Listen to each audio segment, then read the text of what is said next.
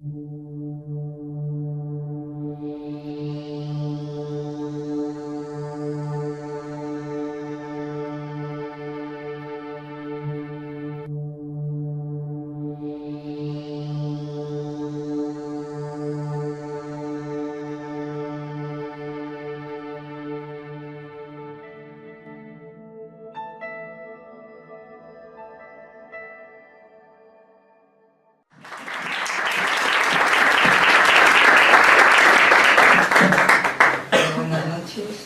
nombre es Catalina Ríos, soy técnico de laboratorio y trabajo en el Hospital Universitario Puerto del Mar.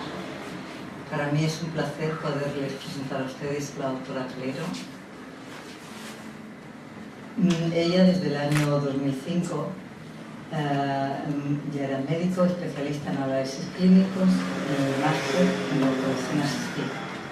Colabora además también con la Universidad de Cádiz como tutora de las prácticas clínicas de la asignatura de bioquímica en la licenciatura de bioquímica.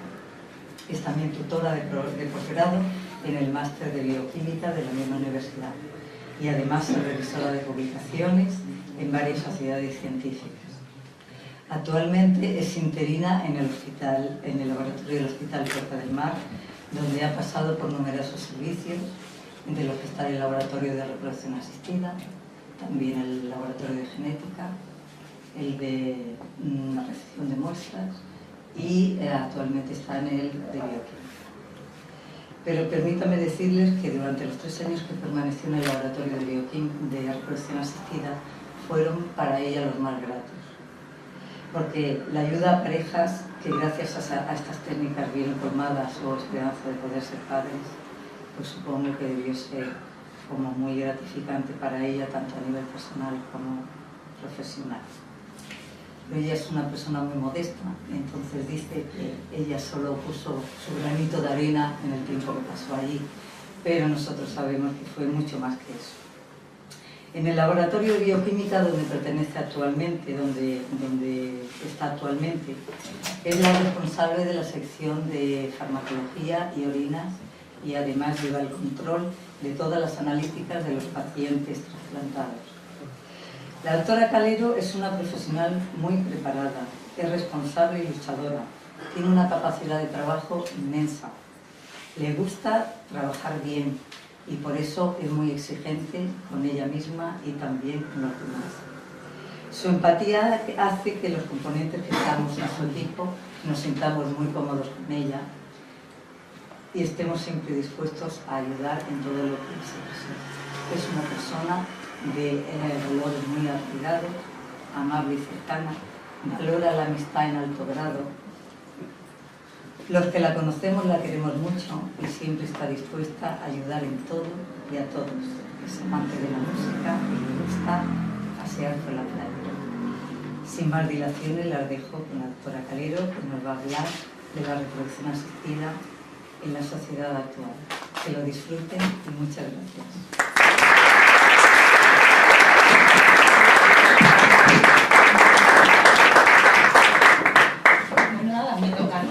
Yo primero quiero dar gracias a Katy por esas palabras, que son fruto del cariño que me tiene, que es mucho, y de lo que sufrimos juntas.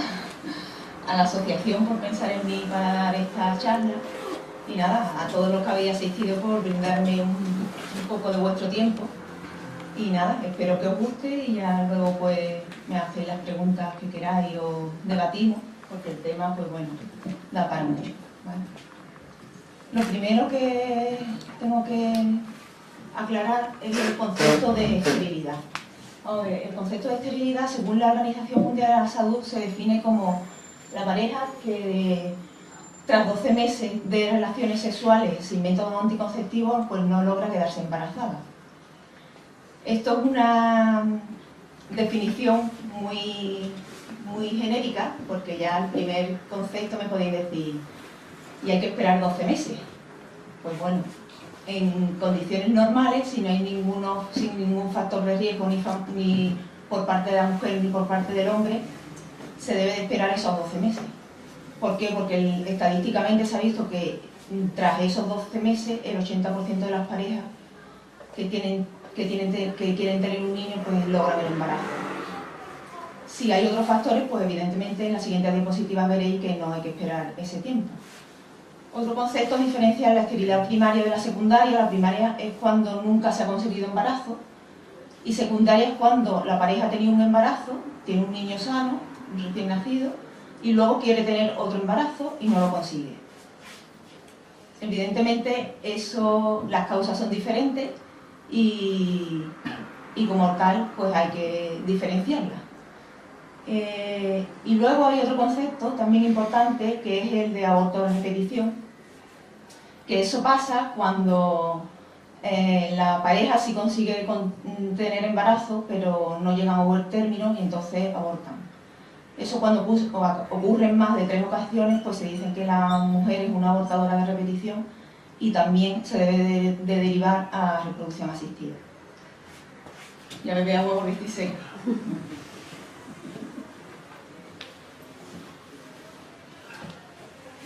Vamos a ver.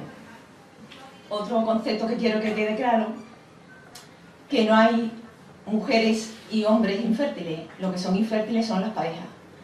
Y como tal, no se puede tratar como una pareja, un problema individual. Siempre que hay que derivar a la pareja, porque a los 2 miembros de la pareja hay que estudiarlo. Bueno, otra cosa que no he dicho antes es que lo de las frecuencias. Relaciones sexuales frecuentes. Eso, si hicieron una encuesta de qué consideramos relaciones sexuales frecuentes, pues evidentemente la frecuencia depende mucho de a quién le preguntemos. Lo que sí hay que tener claro es que para quedarse embarazada hay que tener relaciones sexuales, que eso mucha gente, aunque sea de perogrullo, no tiene el concepto. Entonces, y al menos esa frecuencia tiene que ser importante en una parte del ciclo menstrual, que es cuando se ovula, ¿vale? Que luego lo explicaré. Esto es las causas en las que no se debe de esperar esos 12 meses que os he dicho antes. Pues cuando hay alguna causa, o masculina o femenina, que nos indique que hay un problema. Cuando hay reglas muy irregulares, cuando existe una falta de menstruación, evidentemente, cuando hay infecciones pélvicas en la mujer, o cirugía, o antecedentes de quimioterapia, de oncología, cuando hay abortos de repetición, evidentemente no hay que esperar 1 año, y en varones, pues cuando hay sobre todo infecciones prostáticas o cualquier otra patología de la esfera urológica. Yo voy a hablar sobre todo de lo que se hace en el Sistema Andaluz de Salud, que es donde trabajo. Entonces, lo primero que tengo que decir que en todos los hospitales de la red andaluza pública hay servicios de reproducción asistida. Esto quiere decir que en la provincia de Cádiz pues hay en Jerez, hay en Puerto Real, hay en Cádiz. En todos ellos se hacen técnicas básicas, que luego os explicaré cuáles son las técnicas básicas, pero sí es verdad que en cada provincia solo hay un hospital que hace las técnicas avanzadas, que ya os explicaré cuáles son más adelante. ¿Esto qué quiere decir? Esto quiere decir que una pareja infértil de Ubrique, por ejemplo, de la provincia de Cádiz, el médico de cabecera debe de derivar a la mujer o al varón a reproducción asistida en el hospital que le corresponda. Si es de Ubrique, pues Jerez. Van a Jerez, tienen que ir, aunque se derive a una parte de la pareja, tienen de ir los 2 miembros de la pareja para la primera visita, y ahí se le hacen todas las pruebas para decir cuáles son. ¿Que se le puede hacer un tratamiento básico? Pues se queda en ese hospital. ¿Que hay que hacer una técnica avanzada? Pues entonces se deriva al hospital de referencia de la provincia para técnica avanzada, que en este caso es Puerta del Mar, que hace técnicas básicas y técnicas de reproducción y técnicas avanzadas. ¿Qué es lo que se hace a una pareja cuando llega a reproducción asistida? Pues se le hace un estudio básico de esterilidad a los 2 miembros. ¿En qué consiste? Pues consiste en una historia clínica, que eso que veis ahí de una anamnesis, sobre todo pues haciendo hincapié en las reglas de la mujer cuando ha tenido la primera menstruación, si son reglas regulares, la frecuencia de las relaciones, si hay antecedentes familiares, si han tenido abortos, si hay antecedentes familiares de problemas de aborto de repetición, si hay algún problema genético.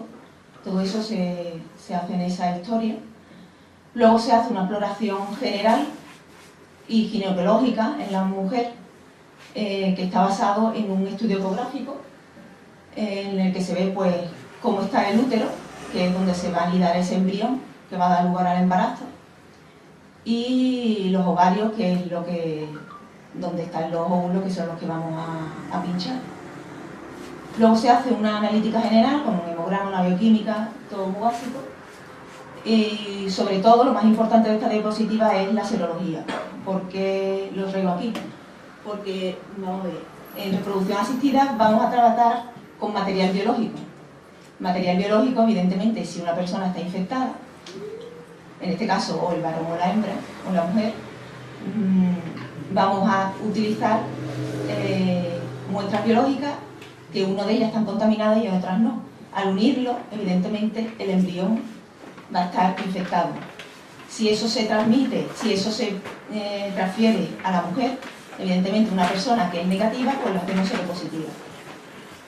¿Qué enfermedades son las que se van a transmitir? Pues las que se transmiten por vía parenteral, o sea, por fluidos o por sangre. Las hepatitis, que son las HPV, la hepatitis B, la hepatitis C, el VIH o SIDA, la sífilis, aunque creáis que no hay, pues hay bastante sífilis. Y también se hace serología de dos enfermedades, que son la rubeola y el toxoplasma, que no son causa de esterilidad, pero sí es verdad que luego cuando la mujer está embarazada, pues puede dar problemas si la mujer no está inmunizada y se pone en contacto con estas infecciones. Entonces, se ve si la mujer está inmunizada de la rubeola, que es una vacuna que nos ponen cuando somos pequeñas, con 11 o 12 años, y vemos si esa inmunidad existe. Si no existe esa inmunidad, lo indicado es poner la vacuna antes de hacer todo este tratamiento. Y luego el toxoplasma es una enfermedad, no sé si lo que dicen que las embarazadas no pueden estar en contacto con gatos. Entonces, si la mujer no está inmunizada, es verdad que esa enfermedad se transmite por las heces y la orina de los gatos. Entonces, si una mujer no está en contacto, evidentemente cuando está embarazada, no debe de ponerse en contacto con estos animales, sobre todo mujeres que tienen gatos en su casa. Además de esto, pues se hace un perfil hormonal, ¿vale?, de hormonas, FSH, LH, en un día determinado del ciclo, que es en el segundo o cuarto día del ciclo, porque evidentemente el ciclo menstrual no es algo estático, es un ciclo. Entonces, las hormonas varían de un día a otro. Entonces, en condiciones basales, pues cuando están en el día más 2 o más 4 del ciclo, comenzando el ciclo el primer día de la menstruación.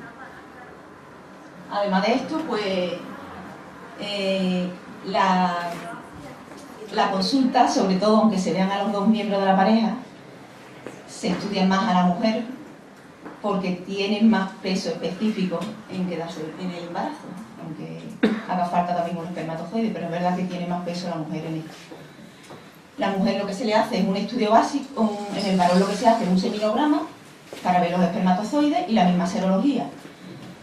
Si en algún momento alguna de las serologías sale positiva, nuestro laboratorio no está preparado para tratar, para manipular esas muestras biológicas. Entonces, en el SAS, estas muestras biológicas y por lo tanto las parejas que son serodiscordantes, o sea que unas positivas y otras negativas, se manda a un laboratorio de alta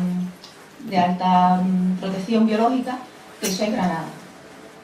O sea, en toda Andalucía las parejas que son serodiscordantes van a Granada a tratarse. Y luego, si en la familia hay alguna enfermedad genética, evidentemente queremos lograr un embarazo, pero que sea un niño sano y no transmitir, evidentemente, después de que la mujer la pareja pasa por todo esto, pues producir un niño que tenga patología. Entonces hay que hacer un estudio previo, que ya luego os enseñaré el vídeo, y esas pruebas y ese tipo de tratamiento de reproducción asistida tampoco se hace en el Huerta del Mar, sino que se hace para toda Andalucía en el Virgen de Rocío en Sevilla, ¿vale? Entonces, en Puerta del Mar no tratamos ni pacientes que tengan antecedentes de enfermedades genéticas, ni que sean portadoras de alguna de estas enfermedades, de hepatitis y VIH y sífilis. Siguiendo lo que os he dicho antes, para quedarse embarazada hace falta dos gametos, hace falta una célula sexual masculina, que es el espermatozoide, y una femenina, que es el óvulo. Las diferencias de los dos gametos. En la mujer, vamos a ver, en el varón, la espermatogénesis, que es la formación de los gametos, de los espermatozoides, se producen durante toda la vida del varón. Por eso los varones sois fértiles toda vuestra vida. Las mujeres no es así. ¿Por qué no es así? Porque tenemos una etapa fértil y ya luego nos viene la menopausia y ya no somos fértiles. Pues eso es porque las células madre, los varones, tienen esas células madre, que son las espermatogonias, en los testículos durante toda la vida. En la mujer no. En la mujer tenemos esas células madre, que son las ovogonias, hasta el cuarto mes de vida. De manera que hasta el cuarto mes de vida estamos produciendo óvulos. De manera que en el cuarto mes de vida intraútero, cuando nos estamos formando en el vientre de nuestra madre, pues tenemos aproximadamente 4 millones de óvulos. Una vez que ya pasa ese cuarto mes de vida, ya no hay más células madre que puedan producir más óvulos, entonces ya lo que se hace es una selección natural del propio organismo y ya ese número de óvulos va disminuyendo, de manera que cuando nacemos tenemos aproximadamente 1 millón, ahí se va perdiendo hasta cuando nos viene nuestra primera regla, que aproximadamente tenemos unos 400.000, unos 500.000 ovocitos.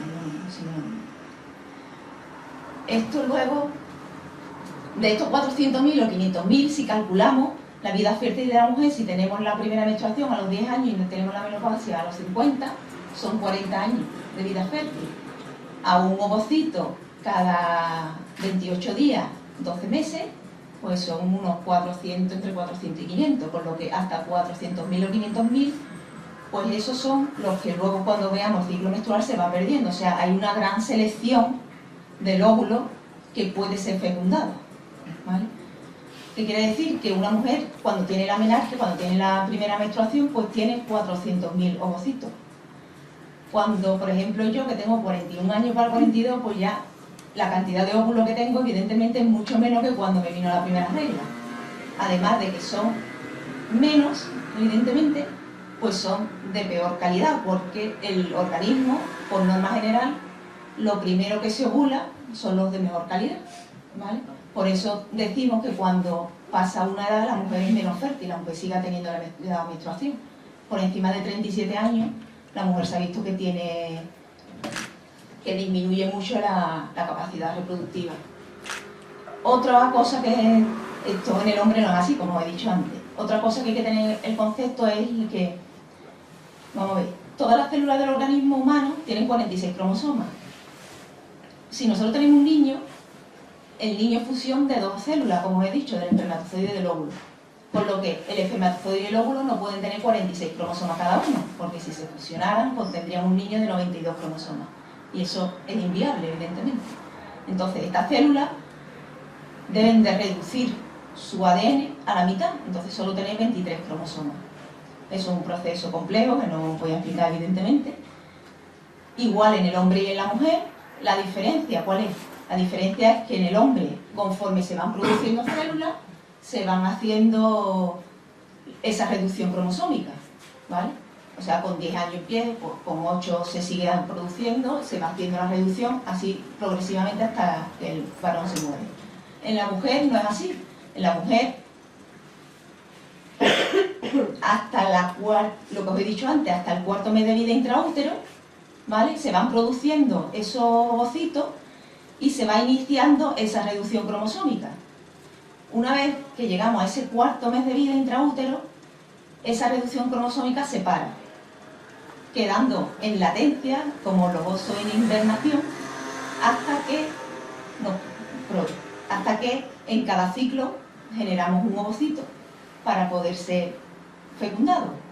¿Qué quiere decir? Pues que al aumentar la edad de la mujer no solo disminuye el número de ovocitos que tenemos, sino que no es igual que esa invernación salga el ovocito después de 10 años a que yo, que tengo 42, pues ahora mis ovocitos se reducirán peor que cuando tenía 12.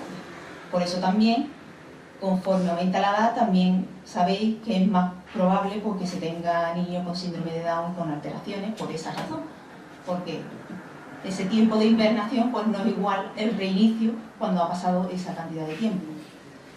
Esa diferencia es importante, evidentemente. Y luego otra cosa importante en la diferencia de la gametogénesis, pues es que en el varón de cada célula madre se forman cuatro espermatozoides, mientras que en el óvulo no. En el óvulo de cada célula madre se genera solo un óvulo final. Esto, como os he dicho, es importante, evidentemente, la cantidad de gametos que tiene el varón y la mujer. Entonces, ¿esto cómo se valora? Esto se valora en la mujer con una ecografía, que es eso que veis ahí, ¿vale? Estos son ovarios. Este ovario, si veis, no tiene ninguna bolsita de esta. Entonces, este ovario es un ovario menopáusico que no tiene ninguna, después de la menopausia, que no tiene ningún óvulo. Este, por ejemplo, pues tiene todos esos óvulos, este tiene todo esto, y este, por ejemplo, tiene solo 3. Eso es el concepto de la reserva ovárica. La reserva ovárica es la cantidad de óvulos que se tiene en un momento dado para ser producido durante la menstruación o para ser producido durante un ciclo menstrual. El espermiograma es la prueba que se hace para ver esos gametos en el hombre. Esto forma parte del estudio básico de fertilidad del varón. ¿Y qué es lo que se hace?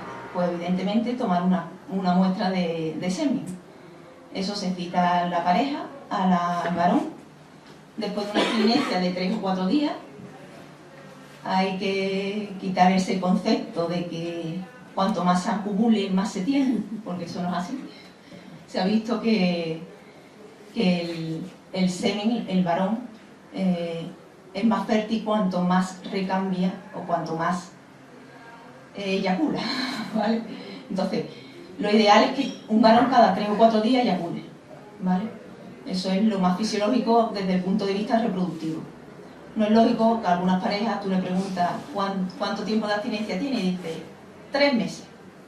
Así no nos podemos quedar embarazados. Pero bueno. Se cita eso, se cita al varón, 3 o 4 días de abstinencia, después de saber que es seronegativo, que no tiene ninguna enfermedad infecciosa. La prueba o bien la puedes realizar en su casa o bien en un cuarto que tenemos ahí en el hospital. Se hace por masturbación manual, no puede tener ningún tipo de otro tipo de estimulación, porque evidentemente si utilizamos otro tipo de estimulación, pues hombre, el semen se contamina, ¿vale? Ya sean por células bucales o por células vaginales, que son los 2 métodos de estimulación que generalmente se usan. Después de eyacular, pues nada, el paciente, si está en su casa, pues son un botecito estéril, se debe de proteger con papel aluminio, porque los gametos son muy sensibles a la luz, ¿vale? Y pegadito al cuerpo, porque lo fisiológico es que las células tengan 37 grados y no a la temperatura que tenemos. Entonces, lo que se le dice al varón es que después de eyacular, pues evidentemente se laven sus partes, todo lo más higiénico posible, eyaculen en un bote de boca ancha, evidentemente, porque luego hay gente que lo trae en este botecito. Vamos, yo nunca he eyaculado, pero bueno, es difícil, creo yo, meterlo aquí. Y que además digan que no se ha caído nada. O sea, que ya yo alucino. Se envuelve en papel albal, se pega al cuerpecito y se va allí a entregarlo. Evidentemente, al entregar la muestra, hay que llevar el DNI y firmar como que esa muestra es tuya, ¿vale? Eso mucha gente no lo entiende, pero bueno, es normal que sea. Bueno, el espermiograma, cuando la muestra se emite, el semen es una muestra muy viscosa, ¿vale? Entonces no se puede manipular tal cual, por una sencilla razón, porque nosotros no vamos a analizar todo el semen, vamos a analizar una muestra, una pequeña alícuota, una muestra que tiene que ser representativa de todo el eyaculado.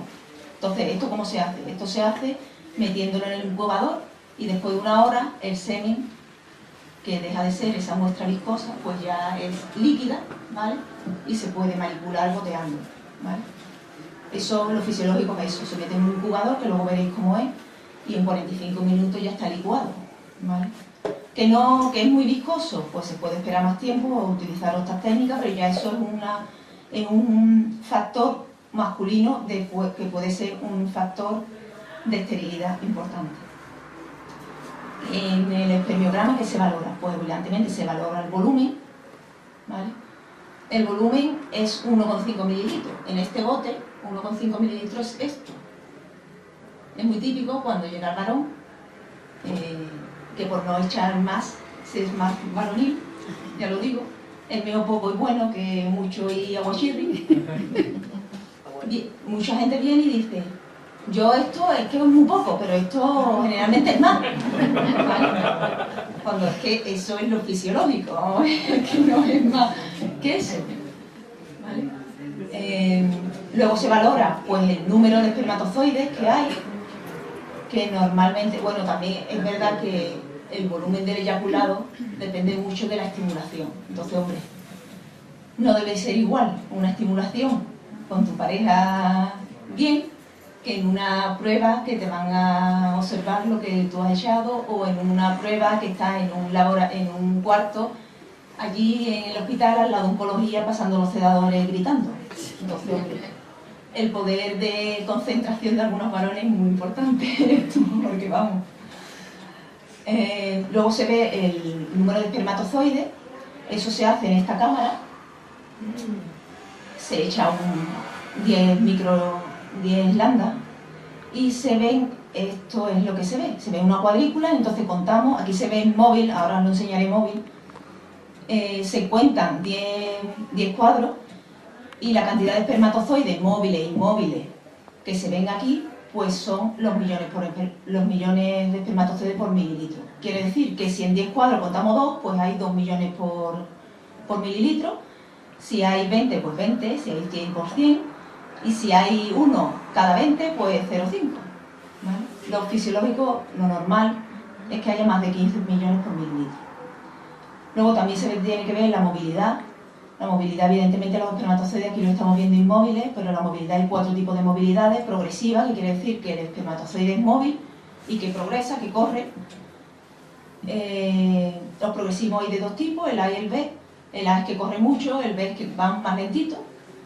Luego hay una movilidad no progresiva, que ¿eso qué quiere decir? Eso quiere decir como el que baila en el mismo cuadradito. El flagelo lo mueve, pero no progresa, no corre, está en el mismo sitio, aunque se mueve sobre sí, en ese sitio, ¿vale?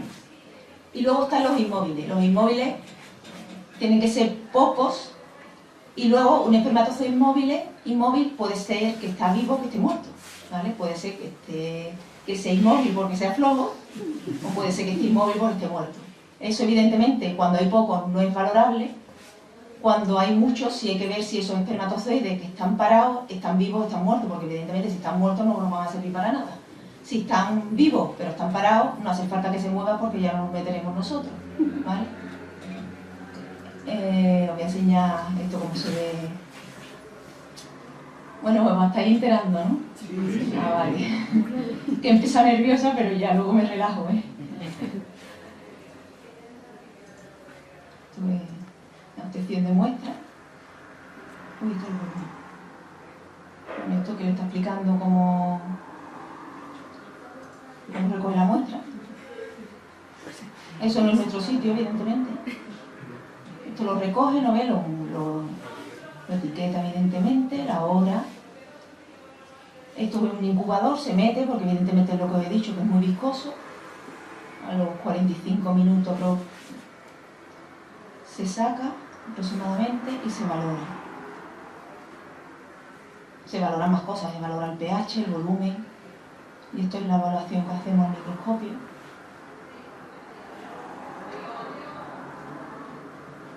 ¿Vale? Y ahí se ve ahora, eso es la cámara, ¿vale? Y ahí se ven, pues ya veis los que se mueven, los inmóviles, y este que se mueve mucho, este que va más lentito, y este, bueno, evidentemente que es más normal. Lo normal es reproducción asistida, que sería lo otro, ¿no? Esto.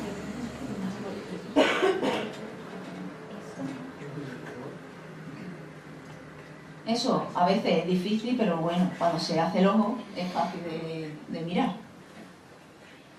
Y luego, por último, se hace la morfología, se hace una extensión y se colorea. Los espermatozoides no solo tiene que haber cantidad, tiene que ver también que sean normales, tienen que tener una cabecita, un cuello y una colita. Ahí veis alteraciones de mucho tipo, pues defectos en la cabeza, pues que esté la cabeza muy gorda, que tenga forma de pera, chiquitito, que sean dos cabecitas, que no tenga cuello, que tenga el cuello fracturado, que tenga vesícula, que tenga defecto en la cola porque la cola sea corta, que esté rota, que sea curvada. Y esto es la forma que se ve en el microscopio. La morfología, lo normal es que esté más de un 4%, sean normales, pero no creáis que espermatozoides normales hay muchos. Hay 5%, 6%, esos son los que están bien. Los que se ven en reproducción, 1%, 2%. Si yo veo una morfología en un informe que me dice 90% de normales, ya de momento no me lo creo. Lo normal es que haya máximo 10%, 11%, ¿vale? Ahora ya os voy a contar las técnicas de reproducción asistida. Bueno, después de todo el estudio básico, tanto de la mujer como del varón, esto aproximadamente puede tardar un mes y medio, 2 meses. La pareja vuelve a la consulta, ¿vale? Para recoger los resultados y darle una respuesta, evidentemente. A ver, ¿cómo lo explico? Cuando la pareja se sienta, hay que tener claro en reproducción asistida de la sanidad pública, en el SAS, hay una guía, ¿vale? Que la pareja, para poder ser sometida a estos tratamientos, pues debe de cumplir unos ítems. Si os vais a la privada, pues evidentemente los ítems son más flexibles porque, bueno, se paga y se paga, ¿vale? En la pública los recursos son más limitados y entonces se le hacen a parejas que a priori son de buen pronóstico y van a tener posibilidad de quedarse embarazadas. Si no, ya se descarta el seguir adelante. Las técnicas pues pueden ser de dos tipos, como he dicho antes, básicas o avanzadas. Las básicas, pues la más básica es el coito programado. El coito programado, pues como su nombre indica, es programar un coito. ¿Qué quiere decir? Le hacemos a la mujer un tratamiento para que ovule en un día determinado, hacemos ecografía, cuando vemos un óvulo que va a ser ovulado, pues le decimos que mantenga relaciones sexuales. Eso es lo más básico y lo más fisiológico, natural, como queráis llamarlo. Luego, otras de las técnicas básicas, que como os he dicho se hacen en todos los hospitales de la Andalucía, pues son las inseminaciones. Las inseminaciones no es más que coger esa parte del semen de buena calidad, o sea, los móviles progresivos, y concentrarlo, que ahora veréis cómo se hace, y meterlo en una cánula. La mujer se le da la medicación y cuando va a ovular, pues en vez de tener una relación sexual, pues se le mete en una cánula que luego os enseñaré. Esto ¿qué es lo que me podéis decir? Si no se ha quedado de la otra manera, ¿cómo se hace? Se queda de esto. Evidentemente, hemos concentrado la muestra con lo que hemos quitado, todo lo que estorba, ¿vale? Y además, la cánula la metemos en el útero, con lo que nos hemos saltado la vagina y el cuello del útero. Que claro, eso son barreras que la vagina y el útero no están preparados para que reciba semen. Está preparada, pero no es algo. Puede haber anticuerpos, hay mecanismos de defensa, porque, hombre, en la vagina no deben de entrar otro tipo de microorganismos, entonces hay otra serie de mecanismos de barrera que también hace que los espermatozoides pues no asciendan. De todos modos, la tasa de fecundación, la tasa de embarazo por las inseminaciones es muy baja, ¿vale? Cuando usamos semen de donante, pues está en torno al 25, 30, siendo muy buena. Y cuando es conyugal, cuando es de nuestra pareja, pues muy bajita, 10%, 12%. Con lo que estas técnicas las usamos solo en parejas que el varón tenga un semen bueno y en chicas que tengan menos de 37 años, porque si no, no hacemos perder tiempo y tampoco es ganas de dar falsas esperanzas a las parejas si no hay una eficacia real. Y luego las técnicas avanzadas, que ya sí es cuando hay más manipulación externa, que es la fecundación in vitro y la ICSI, que luego explicaré. Un caso especial es cuando no hay gametos, o sea, cuando no hay óvulos o espermatozoides, me podéis decir. Entonces, en esos casos, ¿qué pasa? En esos casos, cuando es el varón el que no tiene espermatozoide, que es una zoospermia, se puede usar o semen de donante o se puede hacer una biopsia testicular. La biopsia testicular consiste en... Tenía un vídeo, pero me parecía que no debía de ponerlo, con los varones sobre todo. Se abre con un bisturí, bueno, lo hace el urólogo con anestesia local, con lo que a mí particularmente me parece una burrada, porque vamos, siempre que he subido, siempre se quejan y debe de doler, con anestesia local, vamos a ver. Se abre la piel y se hace un corte, ¿vale? Una uña. Eso se va al laboratorio, ¿vale? Y en esa muestra, evidentemente no hay espermatozoides, pero sí lo que hay es las células más primitivas, ¿vale?, que tienen flagelo. Entonces eso se ha visto que utilizando una técnica avanzada, que es la ICSI, pues si produce embarazo de un recién nacido vivo sano, entonces se puede utilizar. La biopsia, evidentemente, no recuperamos 1.000 millones de espermatozoides, pues recuperamos 5 espermatozoides, 6 espermatozoides a lo máximo. Eso es una biopsia buena. Entonces, siempre en estos casos lo que se hace es una ICSI, que es meter un espermatozoide dentro de un óvulo, porque claro, vamos a tener 4 o 5, no vamos a tener más, ¿vale? No se puede hacer otro tipo de técnica. Y donante, en este caso, pues el SAS no tiene banco de semen propio, no gestionamos donantes, entonces se pide un laboratorio externo, a un banco de semen externo, con lo que se tiene que pagar. En caso de los varones se paga siempre, lo recoge la guía del SAS como que sí se puede usar. En caso de que no haya ovocito, evidentemente, no se pasa siempre. Entonces, la guía del SAS, en caso de donante de ovocitos, solo para otros casos, que es el caso de que la mujer tenga una menopausia precoz. O sea, una menopausia precoz quiere decir no que yo con 42 años tenga una menopausia, porque claro, eso es lo normal.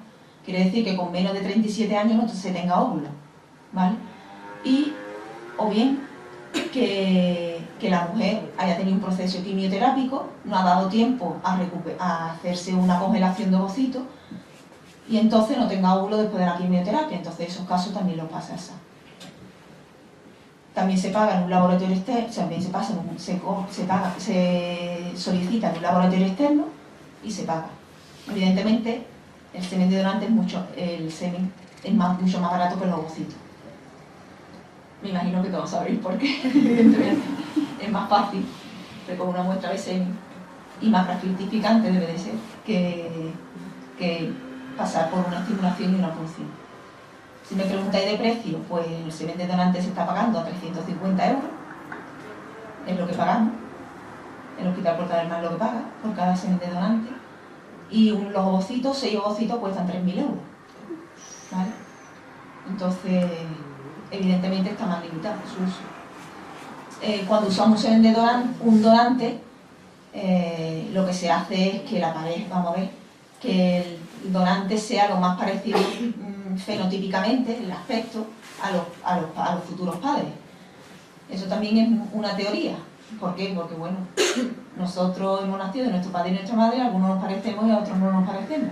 Pero bueno, a priori una pareja que es alta y que es rubia, pues no se le va a poner un semen de un chico que es moreno de piel. Aunque luego, bueno, luego pueden pasar 1000 cosas, pero bueno, es así. Entonces también esto siempre se hace a ciegas, quiere decir que la pareja no sabe quién es el donante, el que manipula, el embriólogo no sabe quién es el donante, tenemos un número de donante, el 3500, y sabemos el banco al que lo hemos comprado. Entonces, ¿esto por qué se hace? Esto se hace porque si el niño, por alguna casualidad, si se queda embarazada, hay que notificarlo. Si nace un niño con un problema genético, hay que notificarlo, ¿vale? Y si la pareja tiene un niño con semen de donante y luego se plantea tener otro niño, hombre, lo normal es usar el mismo donante. Porque, hombre, aunque sean aunque no sea biológicamente del padre, pues que los dos hermanos al menos genéticamente sean del mismo padre y de la misma madre. Para la inseminación artificial, ¿qué es lo que hacemos? Lo que hacemos es, lo que os he dicho antes, concentrar el semen. Esto se puede hacer de dos maneras, o por gradiente de densidad o por swing up. ¿Y qué se hace? El gradiente de densidad, ahí veis que son un 2%, el 40% y el 80%, lo que es una barrera, son bolitas microscópicas que lo que hace es una barrera para que el semen progrese, ¿vale? Con lo que se pone el gradiente de densidad al 40%, al 40 y al 80, y aquí se pone el semen. Se centrifuga, entonces evidentemente los espermatozoides recuperamos esto de aquí abajo, con lo que desde aquí hasta aquí, con esta barrera que hay, aquí lo que han podido pasar son los espermatozoides que son móviles, ¿vale? Todo que son células muertas, espermatozoides inmóviles y demás, pues evidentemente no van a poder ser capaces de pasar esas bolitas que son el obstáculo. Y luego la técnica de swing-up es más fácil y lo que se hace es al contrario, el semen se pone en el fondo por esto es el tubo, por el medio se echa por las paredes, ¿vale? Se deja en una gradilla 45 minutos en una posición de 45 grados y luego recuperamos la parte de arriba. ¿Qué quiere decir? Que solo los espermatozoides móviles, que son móviles progresivos, han sido capaces de vencer ese desnivel de los 45 grados. La diferencia de una y otra, por gradiente de densidad, se limpia más el semen, se recuperan espermatozoides móviles en mayor cantidad, que en esta, el inconveniente que hay, que en esta no te puedes equivocar. En esta, tú metes la pipeta y aspira aquí y te llega espermatozoides inmóviles y ya hay que coger otra muestra. Tiene que recuperar otra vez la muestra el señor. En esta no. En esta, si tú recuperas, estás equivocado y has recuperado un poquito más, centrifuga de nuevo y repites el proceso. Con lo que nosotros normalmente, en este laboratorio se hace swing up y luego solo los gradientes se dejan en semen porque están muy contaminados, que tienen muchas células, muchos leucocitos, en semen de donante porque viene con un crioprotector y hay que quitarlo, entonces está mal limitado su uso. Evidentemente, eso es lo que he comentado antes, las técnicas básicas y las técnicas avanzadas hay unas indicaciones. No se puede hacer una inseminación si el varón tiene unos espermatozoides inmóviles. Vamos a ver. Hay que tener cierta seguridad de que si la mujer no ovula, o si la mujer no ovula, por mucho que tú metas semen, no se va a quedar embarazada en la vida. Si tiene una obstrucción de las trompas, pues tampoco, porque el óvulo no puede progresar. Entonces, esto es un cuadro de la guía Versal, que ahí se dice, pues, qué técnica es la que está más recomendada. Y luego, las técnicas avanzadas, pues lo primero que os voy a explicar un poquito es el ciclo menstrual, ¿vale? De manera que el ciclo menstrual de la mujer es de 28 días y en día, la ecografía que habéis visto antes, de día más 3 o más 4, ¿qué es lo que hace? El organismo, de toda la reserva ovárica que tiene, dice, yo quiero ovular un óvulo, ¿vale? Y me digo, eso es como librar una batalla. Entonces, ¿cuántos soldados tengo? Pues si tengo una reserva ovárica de 10.000, pues a lo mejor en un ciclo pues puedo sacrificar 50. Pero si tengo un ejército de 100, ¿vale? Pues entonces no puedo sacrificar 50, hay que ser más restrictivo. ¿Eso qué quiere decir? Eso quiere decir que en cada ciclo menstrual el propio organismo recluta una serie de óvulos. Cuando se es más joven se reclutan más, cuando se es más mayor, pues como se tienen menos, pues se reclutan menos. Esa cantidad que se recluta es intrínseca a la de la mujer, o sea, externamente con medicación, nosotros, los médicos, no pueden modificar, igual que no pueden hacer que la mujer tenga más óvulos de los que tiene, porque, como he dicho, no hay células madre que se multipliquen, lo que hay es lo que hay. Entonces, lo que sí queremos que todos esos ovocitos reclutados, poder pincharlos y recuperarlos. Entonces, El ciclo de la mujer, pues entonces, la primera fase se reclutan, pues 5, 10, 2, lo que sea. Como con el verosimilitud al ejército, cuando se va a librar una batalla, ¿qué hacemos? Pues le damos nutrientes a esos soldados para que estén bien fuertes. Eso el organismo, ¿cómo lo hace? Eso el organismo lo hace con hormonas. Entonces va secretando hormonas, la FSH, que hace que esos ovocitos vayan creciendo. En el momento que ya están creciditos, pues ahora decimos, el ejército, ¿qué pasa? Que cuando están gorditos y demás, pues tienen mucha capacidad de reacción. Pero lo que queremos es seleccionar el ovocito, o en este caso, el guerrero, que no solo sea capaz de batallar en buenas condiciones, sino en malas. Entonces, ¿qué es lo que hacemos? Lo dejamos en ayuna. ¿Eso qué es lo que hace el organismo? El organismo lo que hace es que deja de producir hormonas. ¿Vale? Entonces, de esos ovocitos reclutados, pues los que son más peores, ¿vale? Entonces se quedan en el camino. Entonces, al final, pues solo hay uno que es capaz de, con hormonas y sin hormonas, seguir creciendo. ¿Vale? Ese es el único que normalmente en el ciclo menstrual es 1, 2 o ninguno, ¿vale? Es el que va a seguir creciendo y es el que a la mitad del ciclo, en el día 14 aproximadamente, hay un plico de otra hormona que es la LH. Eso es lo que hace que el ovocito termine la reducción genética que se había quedado bloqueado cuando éramos fetos en el vientre de nuestra madre, y que ese ovocito que se ovule tenga 23 cromosomas de 46, ¿vale? El ovocito pues está en el óvulo, pasa a la trompa, va por la trompa, que hemos tenido una relación sexual y los espermatozoides han subido, pues hay un encuentro, se produce la fecundación, baja hasta el útero y se pega y se produce el embarazo. Que no hay encuentro sexual y no hay espermatozoides, pues entonces el óvulo llega aquí y después de esa no se implanta, no sigue produciendo hormonas y entonces las hormonas caen y el endometrio se descama, ¿vale? Y se produce la menstruación. Eso es un ciclo ovárico normal. En reproducción asistida, ¿qué es lo que queremos hacer? Primero lo que hacemos es una frenación. ¿Eso qué consiste? Eso quiere decir que el ciclo menstrual en la mujer, las mujeres somos difíciles, como bien sabéis, hormonalmente. Entonces, lo que no queremos es que ninguna hormona interna nos influya en lo que nosotros estamos produciendo externamente. Entonces, ¿qué es lo que hacemos? Hacemos una frenación, frenamos todas las hormonas que la mujer produce en el ciclo menstrual, ¿vale? Entonces, después de que vemos que la mujer está frenada, ¿vale? Porque se hace una ecografía y se ve los ovarios pequeños, entonces, ¿qué es lo que se hace? Entonces se le estimula. ¿Esta estimulación qué es? Eso es, estimular es ponerle las hormonas que normalmente se harían en condiciones normales, en el ciclo menstrual normal. Entonces se le va poniendo hormonas, esas hormonas son pinchadas durante aproximadamente 14 días, 10 días, 14 días.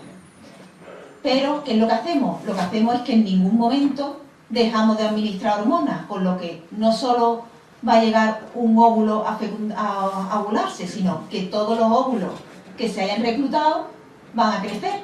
O sea, no los ponemos en ayuna, ¿vale? Me estoy explicando, ¿no?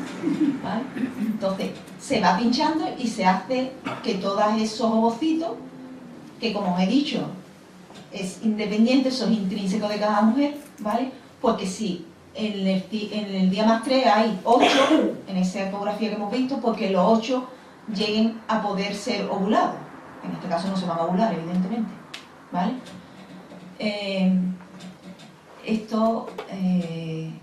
Lo que quiero decir que esto no es lo fisiológico. O sea, no se produce la selección natural del óvulo mejor. Entonces vamos a tener 8 óvulos que en condiciones normales no se hubieran ovulado. Se hubiera ovulado uno, el mejor, ¿vale? Aunque recuperemos los 8. Luego de esto, ¿vale? Se va estimulando a la mujer, se le hace una ecografía, los óvulos todos van creciendo, podemos aumentar la medicación, disminuirla y demás. Y cuando ya los óvulos están creciditos, que eso quiere decir que tengan un tamaño de unos 16 milímetros, ¿vale? Pues entonces se programa la punción. La mujer la última ecografía se hace un viernes y ya dependiendo del tamaño de los óvulos, pues se pincha el lunes, el martes o el miércoles de la semana siguiente, ¿vale? La punción, ahora la veréis, ¿vale? Os la voy a enseñar. Se pinchan, o sea, hacemos una ecografía vaginal, ¿vale? Va a incorporar una aguja de punción, ¿vale? Se mete por la vagina, una ecografía vaginal, se mete por la vagina, hay una zona del cuerpo humano que es un fondo de saco y por ahí se atraviesa la aguja. La vagina es un músculo, vamos a pinchar y luego cuando retiremos la vagina se va a contraer y no se va a sangrar en condiciones normales, no se va a producir ningún efecto, ¿vale? Y por ese hueco que tenemos, que es el fondo de saco que os he dicho antes, pues la aguja pasa por aquí y se pincha los óvulos que están en el ovario. Si por un casual la mujer ha ovulado, pues los óvulos pasan aquí y ya se ha fastidiado todo el invento. ¿Por qué? Porque la trompa evidentemente no se puede pinchar, lo que se pinchan son los ovarios, ¿vale? Que si la mujer está muy estimulada y que si un ovario se pone en 20 centímetros, cuando los fisiológicos son 3-4 centímetros, pues entonces en vez de que los ovarios estén en el bajo vientre, pues se ponen en la zona abdominal. Entonces se pueden entremezclar las asas intestinales, pues evidentemente para pinchar no vamos a pinchar las asas intestinales, ¿vale? Entonces hay veces que no se puede pinchar todo lo que se tiene producido. Y luego de esto la mujer ya deja de ponerse las hormonas porque ya le hemos pinchado, le hemos quitado los óvulos, ya no tiene sentido que siga hormonándose, y lo que le hacemos es una preparación endometrial, que esto quiere decir que el endometrio, que es la capa más interna del útero, se ponga gordita, ¿vale? Porque es la camita donde se va a poner el embrión, ¿vale? Donde se va a nutrir el embrión.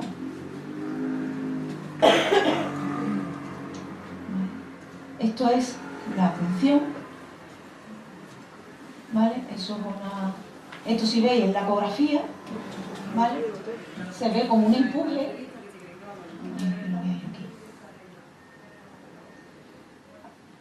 ¿Habéis visto aquí? Ahí está la aguja. Ahora, en una aspiradora, aspira y se va quedando oscurito, se va quitando la oscuridad.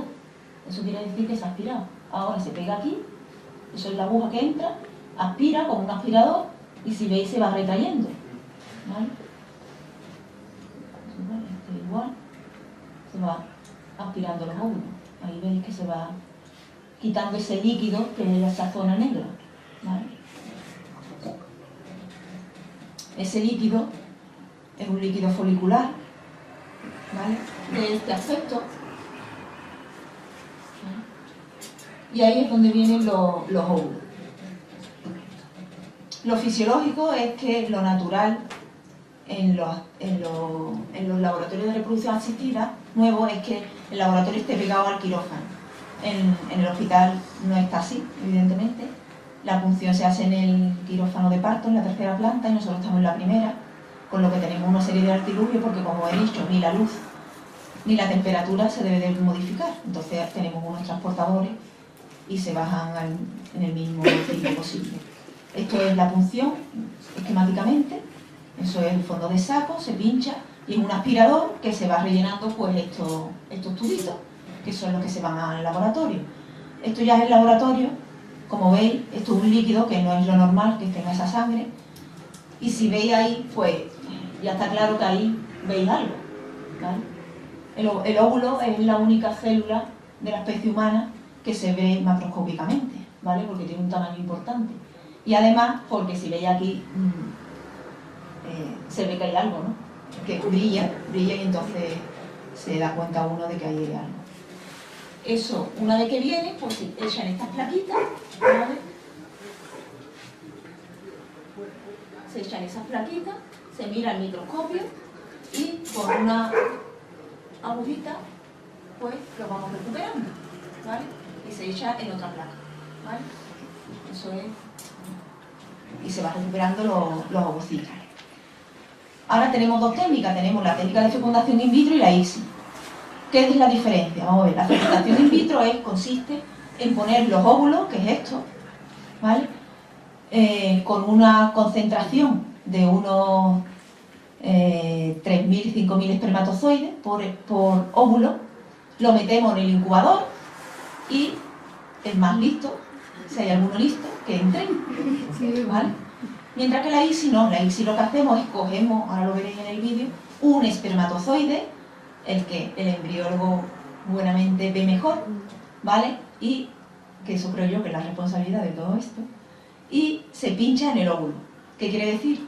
Que si esto está limitado, evidentemente, las técnicas de reproducción generalmente lo que lo limita no son los espermatozoides, porque generalmente los espermatozoides hay millones, o no hay millones, pero bueno, pero óvulos puede haber 2, 1, 20, 30, máximo, ¿vale? Entonces está muy limitado, evidentemente, por los óvulos que tenemos.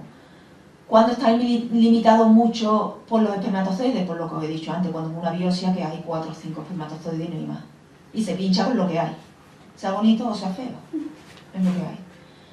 Entonces, la diferencia es eso, que la ICSI pues se necesita un espermatozoide por óvulo, que hay 2 óvulos, pues necesitamos 2 espermatozoides, no se necesitan más, ¿vale?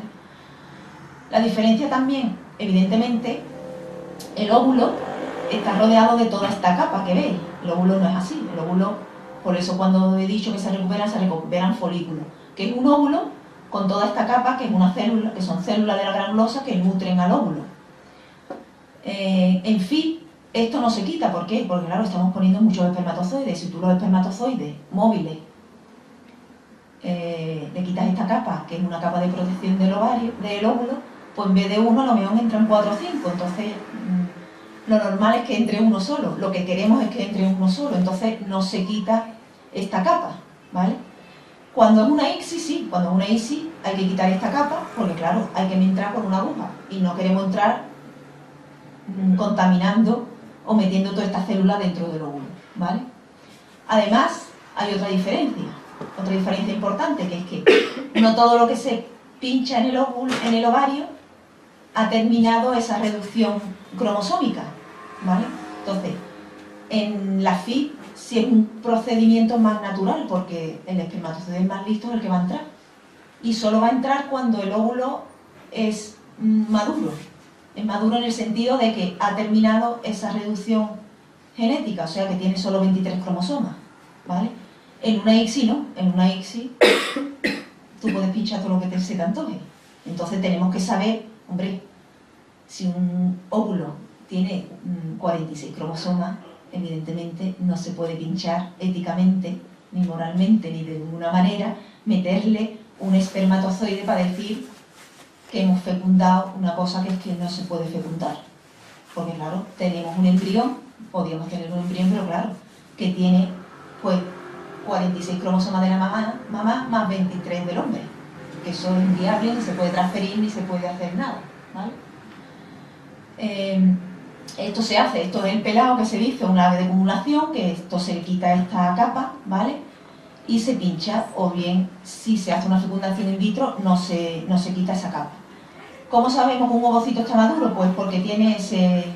Maduro quiere decir que tiene 23 cromosomas, como he dicho antes, porque tiene un ovocito y tiene este diverticulito o esta boina aquí.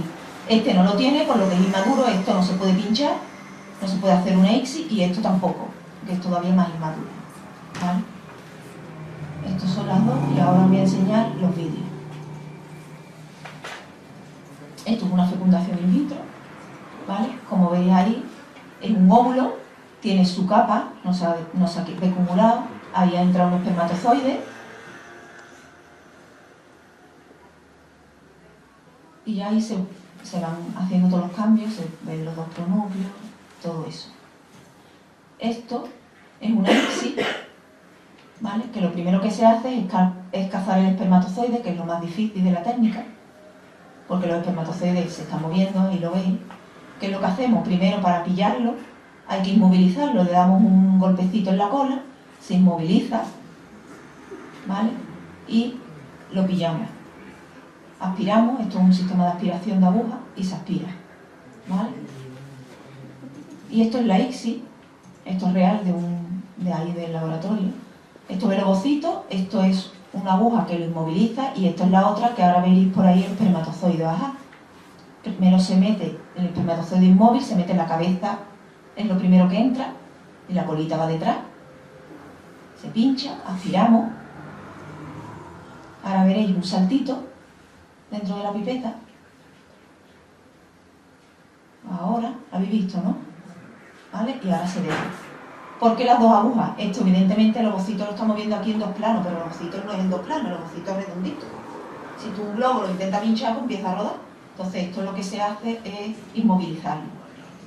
Y en el otro lado, en el espermatozoide de la ICSI, ¿qué pasa? Que tú un ovocito, cuando lo pinchas, ¿vale?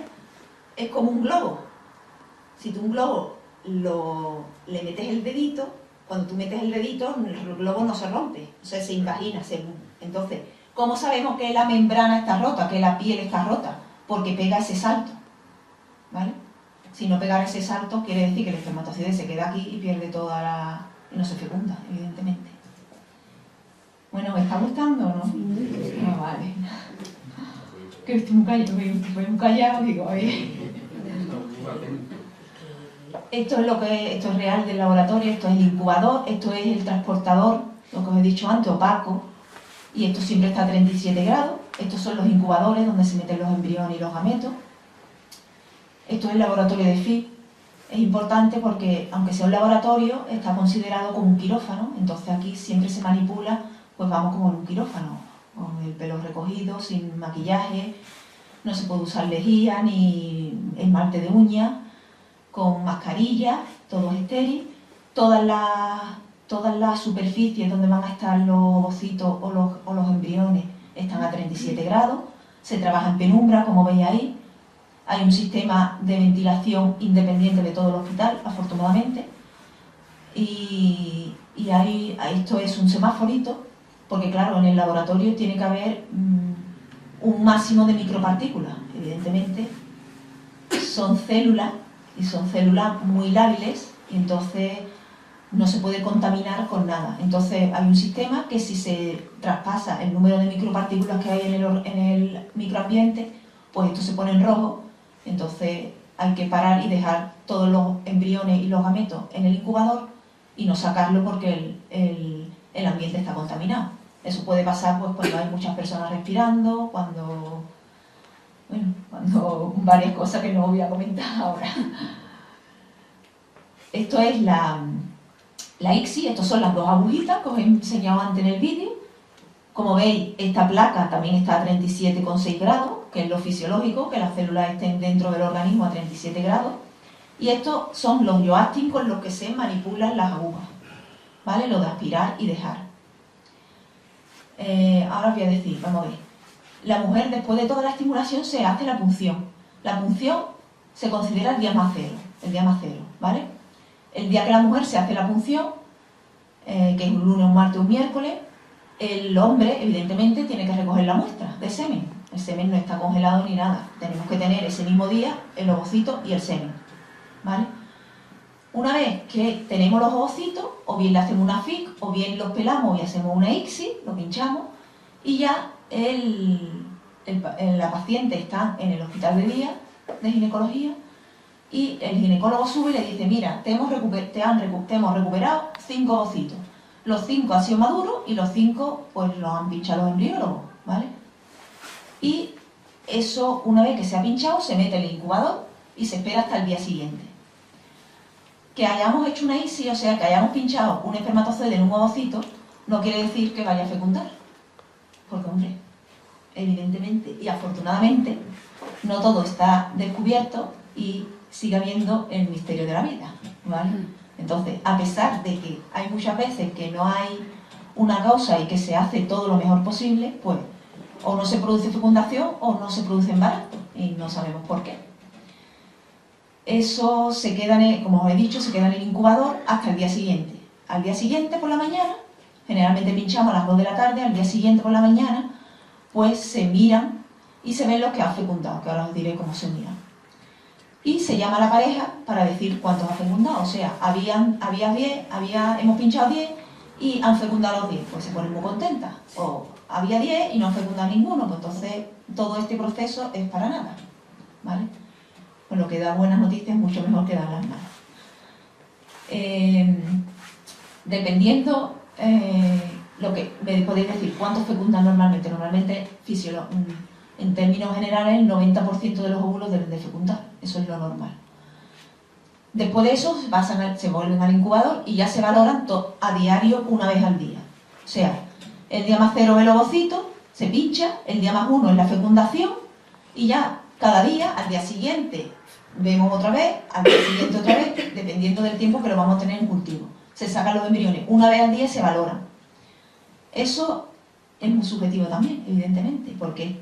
Porque el embrión no es algo estático, el embrión es algo muy dinámico y nosotros sacamos el embrión en un momento determinado y lo vemos como está ahora mismo. No sabemos cómo ha estado 10 minutos antes ni cómo va a estar 10 minutos después, ¿vale? Eso es una visión morfológica, o sea, visualmente. Ahora os pondré embriones y veréis cuáles son bonitos y cuáles son feos. Evidentemente enseguida os va a cantar a la vista. Se hace por 2 embriólogos con unas características, con unos criterios que hay de una sociedad. Y actualmente, para que no solo se vea en un momento determinado, hay la técnica de time-lapse, que es que cada embrión tiene una camarita dentro del incubador, con lo que ni siquiera tenemos que sacar el embrión. Y con un vídeo pues vemos las 24 horas lo que ha pasado del embrión. Eso está muy chulo, aumentaría la eficacia, evidentemente, la efectividad y el que se queden embarazadas. Pero evidentemente tener un embrión con una cámara, pues eso cuesta mucho dinero, por lo que en nuestro hospital no lo hay. Es lo que os quería decir, pero bueno, que sí es verdad que es una avanzadilla importante. Después de esto, ¿qué os tengo que decir? Que se puede hacer 2 tipos de cultivo, cultivo corto, cultivo largo. La diferencia, pues como su nombre indica, el corto es corto y el largo es que se incuba más tiempo fuera del útero humano. El cultivo corto es hasta día más 2, día más 3, o sea, si una mujer se ha pinchado, se ha hecho la punción el lunes, el martes la llamamos para ver cómo ha fecundado y el miércoles o el jueves se hace la transferencia de los embriones que tengamos. Y un cultivo largo es el que va más allá, día más 4 o día más 6. Importante, hasta día más 3 hay células. Todas las células son totipotenciales, son células madre, con lo que si tú quitas una célula, el embrión que luego progresa y si da un niño, no quiere decir que si le hemos quitado una célula, pues no tiene una mano menos, ¿vale? O sea, todas las células generan un embrión entero y un niño entero. Esto hasta día más 3, a partir de aquí ya no. ¿Por qué? Porque ya en día más 4 y en día más 5 ya el embrión sí hay diferenciación celular, entonces no se pueden quitar células, ¿vale? Importante el del día más 2 al día más 3 porque hasta día más 2 el embrión se nutre de lo que tiene del ovocito. En día más 3 no, en día más 3 ya el embrión tiene que activarse y producir sus propias células, sus propias proteínas y sus propios mecanismos de defensa. Con lo que nosotros generalmente transferimos en día más 2, en día más 3 y solo dejamos a día más 6 o más 7, o sea, 7 días un embrión fuera del útero materno a las mujeres de peor pronóstico, o sea, que ya se han transferido embriones en día más 2, en día más 3 y no se ha conseguido embarazo. Entonces decimos, por hacer algo diferente, pues lo dejamos hasta día más 7. Hasta día más 7 es una semana fuera, con lo que tiene que ser un embrión de muy buena calidad, porque claro, lo fisiológico no es que un embrión esté fuera del organismo, ¿vale?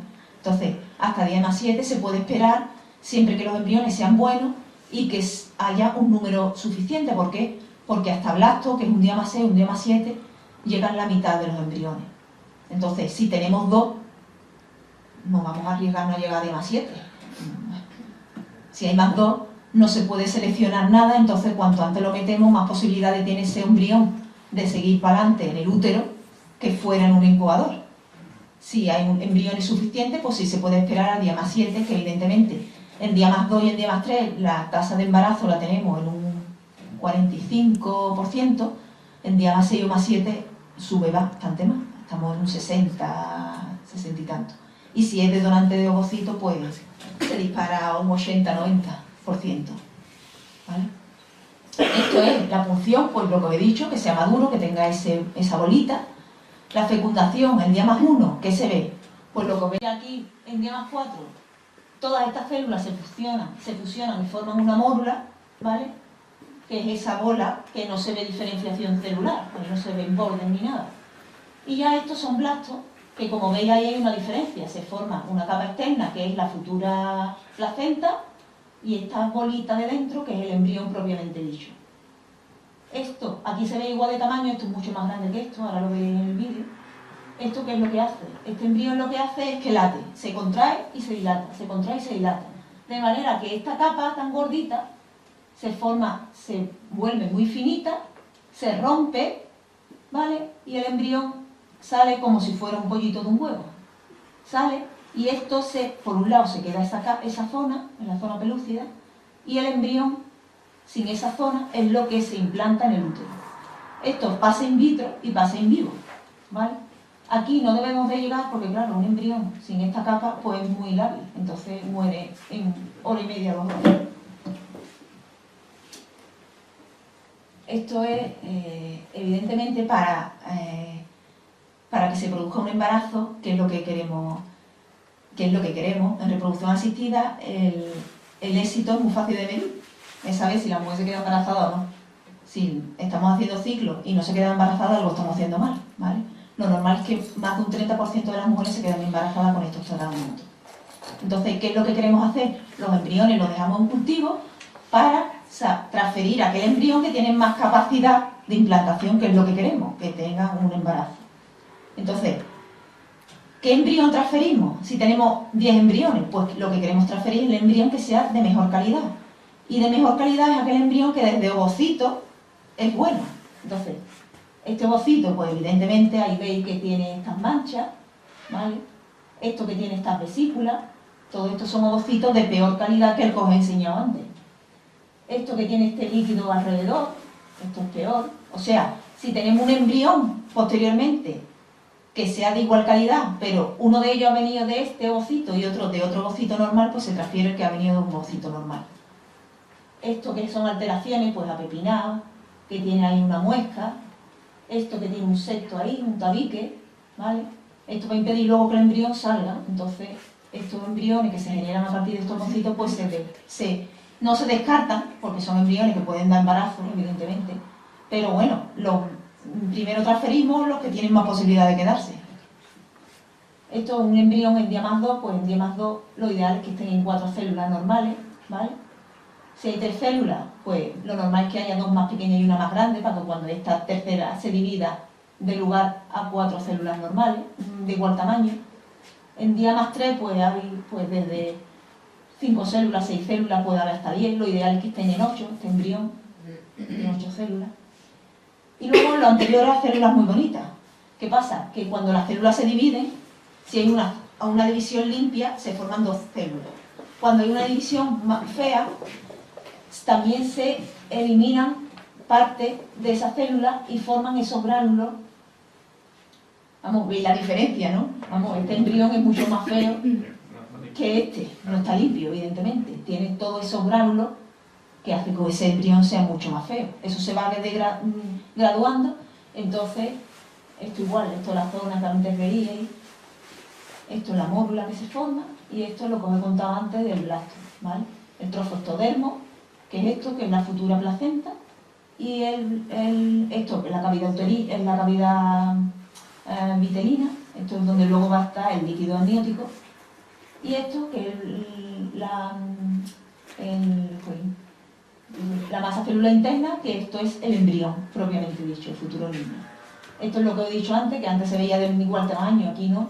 Esto es el blasto, figúrate el tamaño que tiene, se adelgaza la zona, se expulsa, ahora lo veis en un vídeo. Y esto es la zona, la capa externa, y esto es el blasto, que es lo que se implanta en el útero. Os voy a enseñar los vídeos.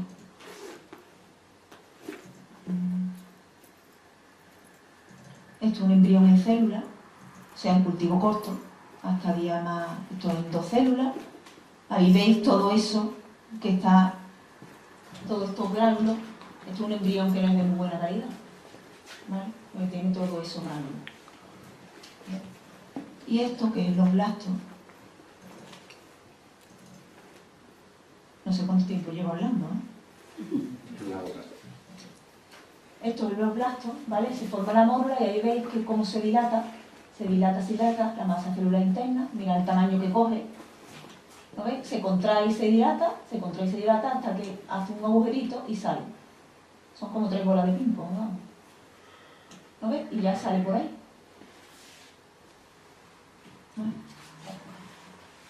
Se ve bien, ¿no? Vale.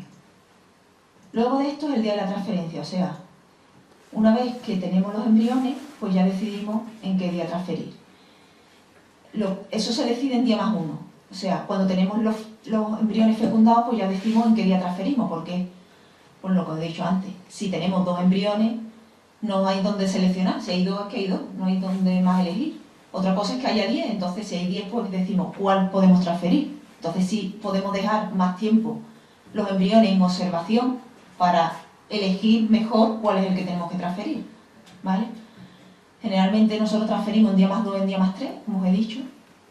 Eso la mujer llega, no tiene que tener, la única preparación es lo que os he dicho del útero, que es parche, estrógeno y progesterona, para que el útero coja un tamaño gordito, el endometrio. Y se elige los embriones que se van a transferir. Por ley, la ley española permite como máximo 3 embriones. Nosotros la guía del SAP permite transferir 1 o 2 como máximo, porque vamos a ver, la tasa de embarazo la tenemos en un 45% si se transfieren 2. Si se transfiere 1, va a la mitad, evidentemente. Pero también, si transferimos 2, hay que asumir el riesgo de quedarnos embarazados de 2, ¿vale? Eso muchas parejas no le importa, pero bueno, algunas sí, entonces eso siempre se valora y es decisión de la pareja lo que se quiera poner, 1 o 2. 3 no ponemos porque antes se ponían 3, ¿vale? Pero claro, si te quedabas de 3 es un embarazo de alto riesgo y también el SAS ofertaba que si te quedabas de 3, luego te hacían un aborto selectivo. Entonces, después de pasar por todo esto, tenías 3 embriones en el útero y ahora me quiero quitar 1. Entonces ahora también vamos a una clínica y entonces nos quitamos 1 de ellos. Entonces ya esto, pues hombre, no lo vemos lógico, ninguno de los que trabajamos en esto, entonces ya se transfieren 1 o 2 embriones.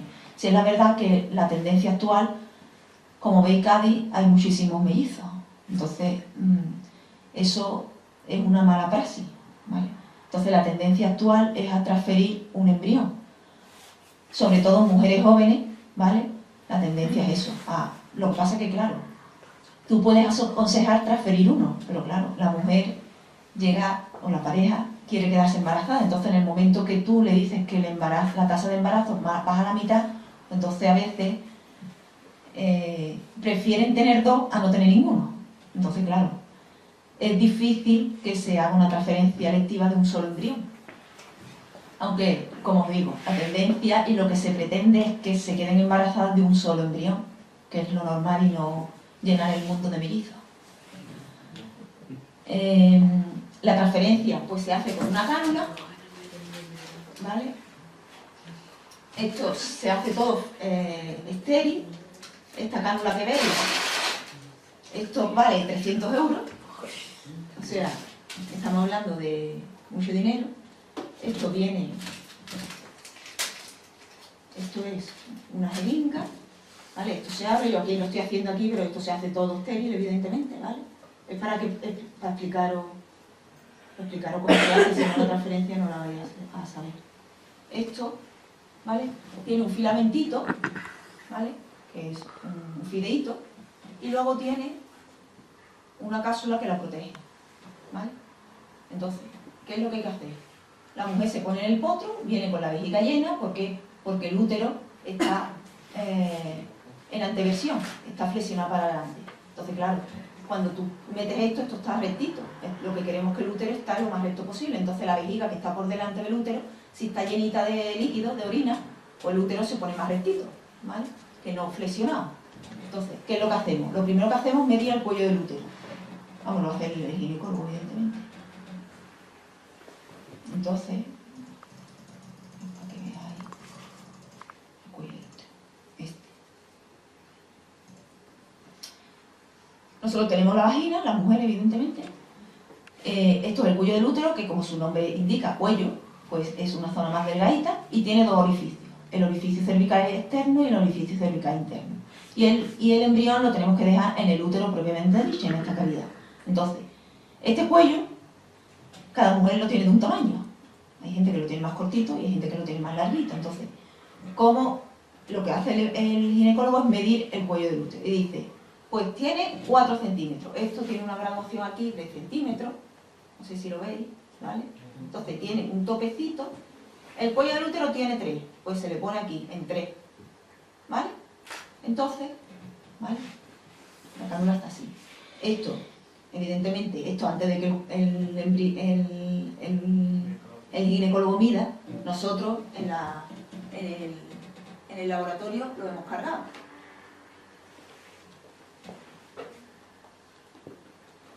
Es muy pequeñito y no sube. Y lo llevamos, el embriólogo lo lleva así, ¿vale? Fijaos, a la consulta contigua, ¿vale? Protegido de la temperatura, ¿vale?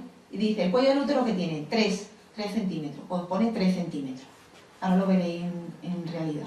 Y entonces, esto, con una ecografía abdominal, pues evidentemente en la vagina no se puede meter el ecógrafo, se mete en la vagina, se mete en el orificio cervical externo.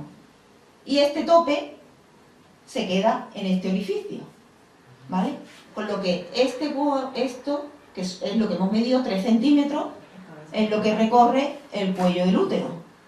Y esto se queda en el orificio cervical interno, ¿vale? De manera que ya, una vez que estamos ahí, el ginecólogo saca el fideíto, ¿vale? Y ve que con el ecógrafo, que está aproximadamente en la mitad de la cavidad uterina, y entonces expulsa los embriones, ¿vale? Le da en el émbolo y lo deja. Recoge y ya retira. Se lo da al embriólogo, el embriólogo lo llevamos al laboratorio y en el microscopio vemos, porque los embriones se pegan mucho. Vamos, no, evidentemente se van a pegar al útero, pero también se pegan a la punta esta. Entonces, tenemos que tener la seguridad de que una vez que el ginecólogo ha expulsado, que el embrión se ha quedado ahí y no lo hemos volvido a traer, ¿vale? Entonces, la cánula se limpia y se mira a ver si los embriones no están ahí. ¿Qué están?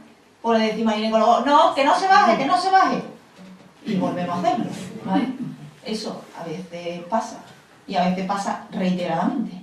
Entonces, pues la mujer que se está meando ahí en medio, la estamos trasteando y se desesperan un poco. Pero bueno, la verdad que por tener un niño aguantan carros y carretas, también hay que decirlo. Aunque luego dicen que lo más difícil viene después, cuando tiene el niño, pero bueno. ¿Dónde tengo los vídeos?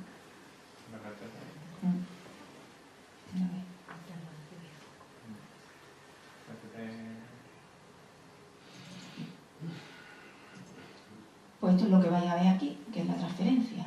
Esto es como si la mujer la cortáramos por la mitad. De perfil. Esto lo tengo que abrir con flyer, que si no, no se ve.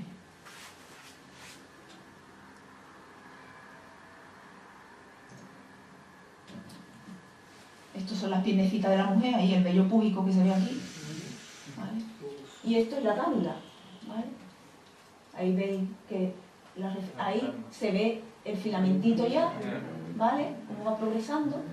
Esto es el cuello del útero, el endometrio está gordito, eso, aquí tenemos unos 8 milímetros, ¿vale? Hasta ahí. Ahora, ahí no sé si os habéis dado cuenta que ha sido como una más reflejada, más brillante, y ahora ya empieza a retirar. ¿Vale? Ya va por ahí. Y ese liquidito es donde están los embriones. Que le hacemos la fotito, se para y a la mujer le decimos, ahí están los embriones. Evidentemente es el líquido donde están los embriones. ¿Vale?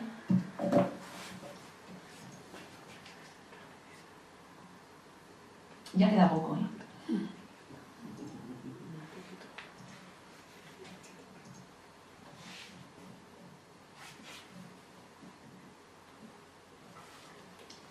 Una vez que se hace la transferencia, la mujer se queda en el potro 30 minutos, tiene que aguantar, luego se va a su casa con la misma medicación de los parches y la progesterona y los estrógenos, reposo relativo 48 horas y después ya puede hacer vida normal relativamente, no sobreesfuerzo.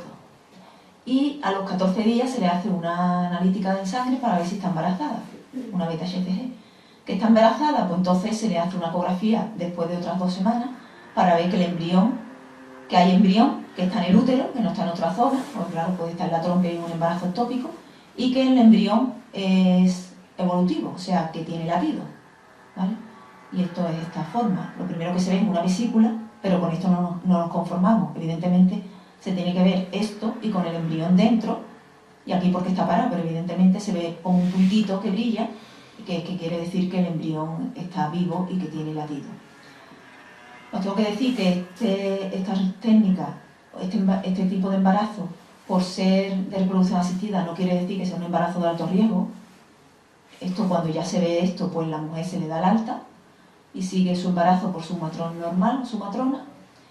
Solo se deriva alto riesgo cuando hay factores de riesgo, pero igual que si fuera un embarazo normal, ¿vale? Natural.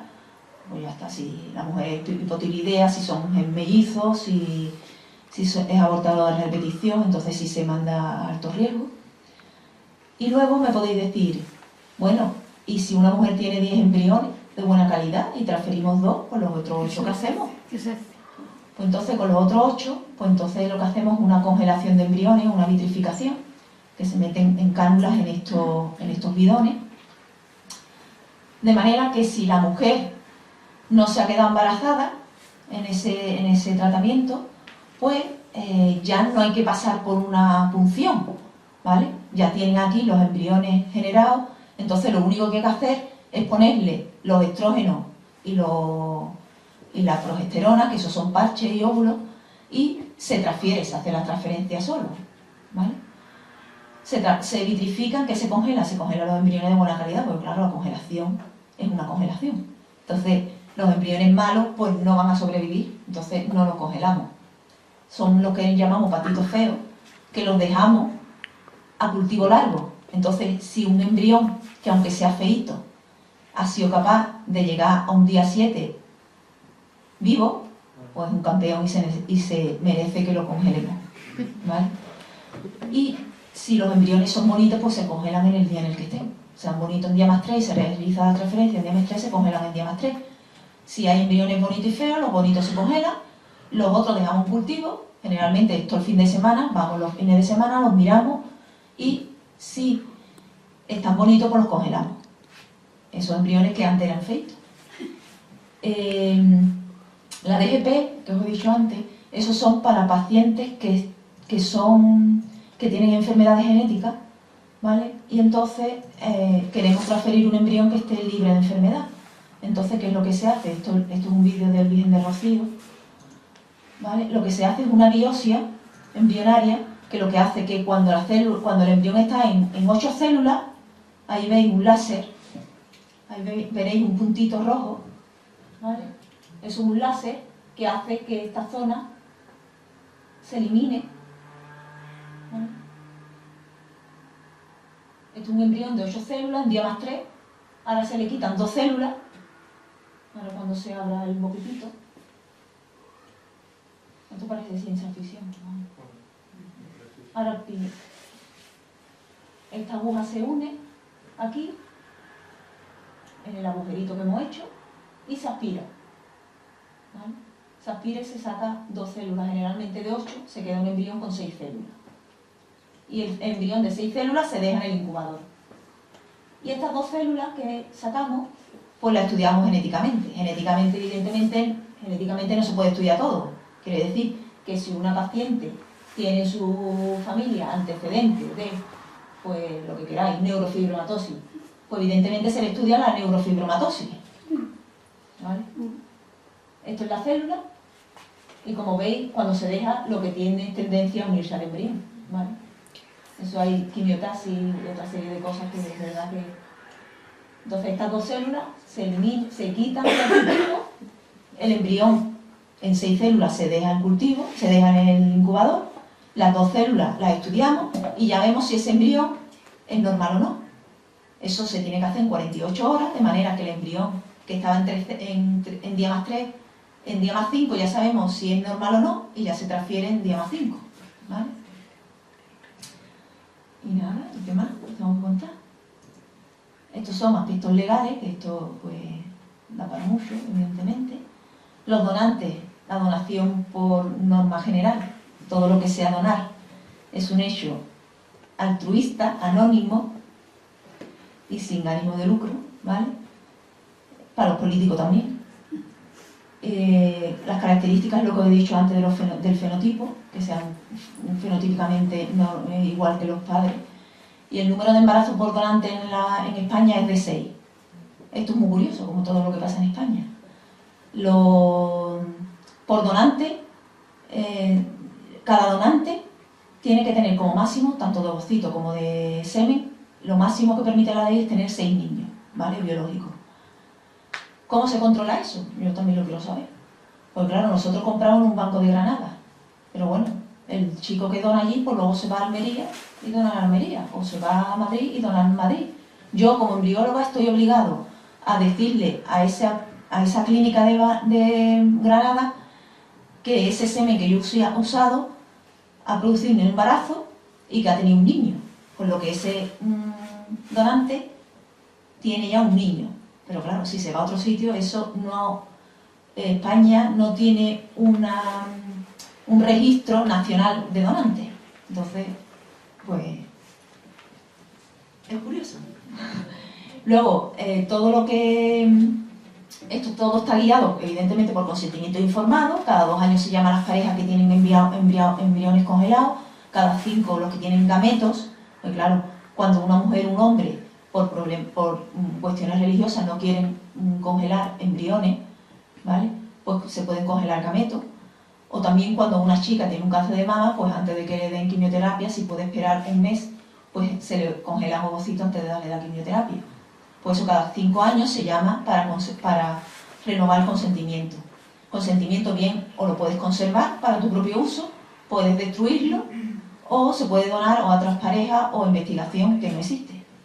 En España, con embriones, además con embriones buenos, que como he dicho, los que se congelan son embriones buenos. El número de embriones por transferencia es lo que he dicho, hasta un máximo de 3. Las parejas homosexuales, depende de la guía. En Andalucía si se pasa, lo pasa la Seguridad Social, en Madrid no. Parejas homosexuales, no sé, es un problema de fertilidad, ahí lo dejo, cada uno ya podéis opinar lo que queráis. En el SAS también se pasa mujer sola, o sea, una chica que quiera tener niños, también se le pasa, se le hace una transferencia con embriones con semen de donante.